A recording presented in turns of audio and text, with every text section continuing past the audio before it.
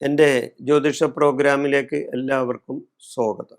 ഈ 2025 4 ഗ്രഹങ്ങൾ രാശി മാറിയാണ്. ഒന്ന് ശനി മാറുന്നുണ്ട്, ഒന്ന് വ്യാഴം മാറുന്നുണ്ട്, രാഹു മാറും, അതോടൊപ്പം കേതുവും മാറും. അങ്ങനെ മഹാഗ്രഹങ്ങളുടെ രാശിമാറ്റം മൂലമുണ്ടാവുന്ന സമ്പൂർണമായ രാശിഫലം, നക്ഷത്രഫലം, അതാണ് ഞാനിവിടെ പറയുന്നത്. അത് ഏത് നക്ഷത്രങ്ങളാണ്?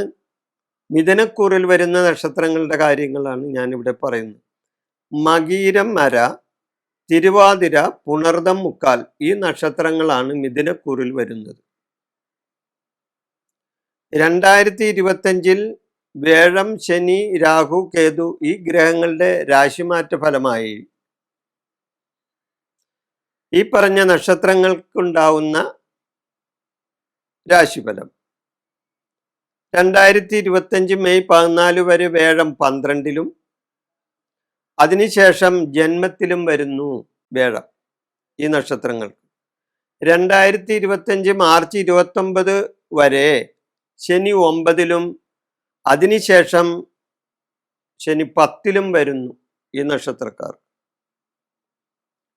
2025 മെയ് 18 വരെ രാഹു 10-ലും അതിനുശേഷം രാഹു 9-ലും വരുന്നു. 2025 മെയ് 18 വരെ കേതു 4-ലും അതിനുശേഷം കേതു 3-ലേക്കും വരുന്നു ഈ മിഥുനൻ രാശിക്കാർക്ക്. മകീരം, മര, തിരുവാതിര, പുണർദം, മുക്കാലി ഈ നക്ഷത്രങ്ങൾക്ക്. അപ്പൊ ഇത് ഈ ഗ്രഹങ്ങളുടെ എല്ലാം രാശിമാറ്റം മൂലം ഈ പറഞ്ഞ മിഥുനക്കൂറിൽ വരുന്ന നക്ഷത്രങ്ങളുടെ നക്ഷത്രഫലം അതോടൊപ്പം ഉള്ള രാശിഫലം എന്തൊക്കെയാണെന്ന് നോക്കാം. ഇവർക്ക് കർമ്മ പുരോഗതി ഉണ്ടാവും. കർമ്മസംബന്ധമായ പുരോഗതി, പ്രവൃത്തിയിൽ ഗുണം, പ്രവൃത്തി വിജയം, കാര്യവിജയം ഇതെല്ലാം ഇവർക്ക് നേടാൻ സാധിക്കും. സ്വജന ബഹുമാനം കിട്ടും. സ്വജനങ്ങളുമായി സഹകരിച്ചു പോകാനും അവരിൽ നിന്നും ബഹുമാനാദികൾ കിട്ടാനും ഇവർക്ക് ഇടയുണ്ട്. ഗൃഹസുഖം ഉണ്ടാവും. വീട്ടിൽ സമാധാന അന്തരീക്ഷം ഉണ്ടാകാം.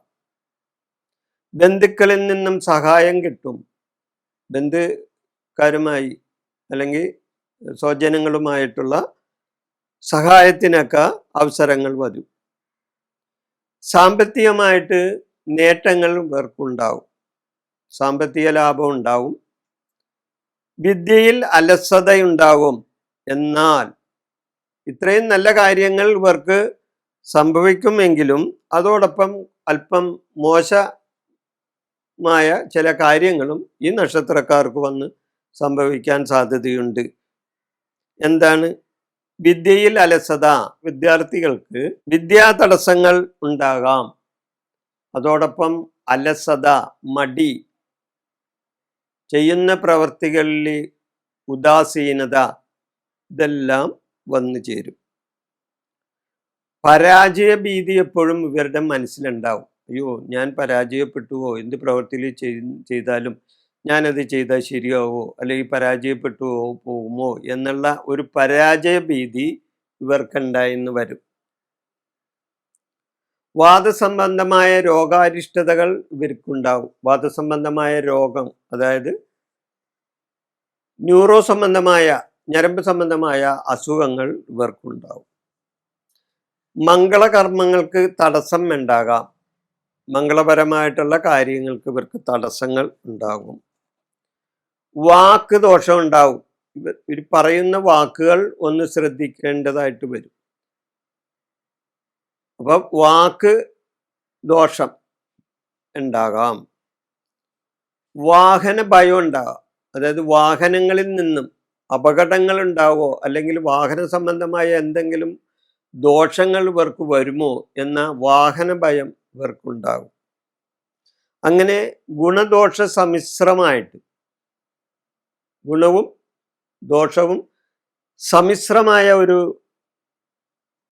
അവസ്ഥയായിരിക്കും ഈ മിഥുനക്കൂറിൽ വരുന്ന നക്ഷത്രങ്ങൾക്ക് മഹാഗ്രഹങ്ങളുടെ രാശിമാറ്റം മൂലം ഉണ്ടാകുന്നത്. ഈ വിഷയം ഞാനിവിടെ അവസാനിപ്പിക്കുന്നു. നന്ദി. നമസ്കാരം.